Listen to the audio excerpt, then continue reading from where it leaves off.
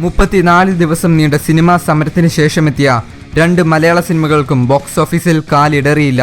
പോയ വർഷത്തെ 2 കൂറ്റൻ വിജയങ്ങളും ബോക്സ് ഓഫീസിൽ 2 100 കോടി ചിത്രങ്ങളും സ്വന്തമാക്കിയ മോഹൻലാൽ പുതുവർഷത്തെ ആദ്യ റിലീസിലും പ്രതീക്ഷ കാത്തു.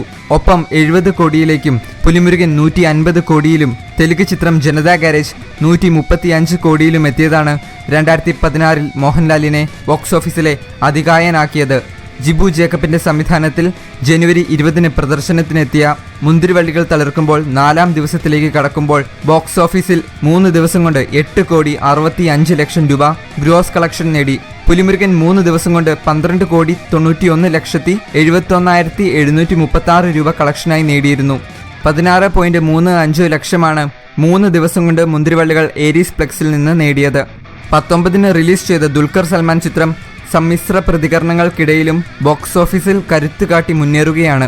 കൊച്ചി മൾട്ടിപ്ലെക്സിൽ 4 ദിവസം കൊണ്ട് 57 ലക്ഷം പിന്നിട്ട് അതിവേഗം 50 ലക്ഷം ഗ്രോസ് കടന്ന സിനിമകളിൽ 3ാമതെത്തി.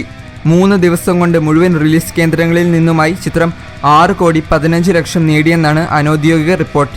തിരുവനന്തപുരം ഏരീസിൽ നിന്ന് ദുൽഖർ സൽമാൻ ചിത്രം 4 ദിവസം കൊണ്ട് 10.75 ലക്ഷം നേടിയതായി ബോക്സ് ഓഫീസ് ട്രാക്കേഴ്സായ ഫോറം കേരള റിപ്പോർട്ട് ചെയ്യുന്നു.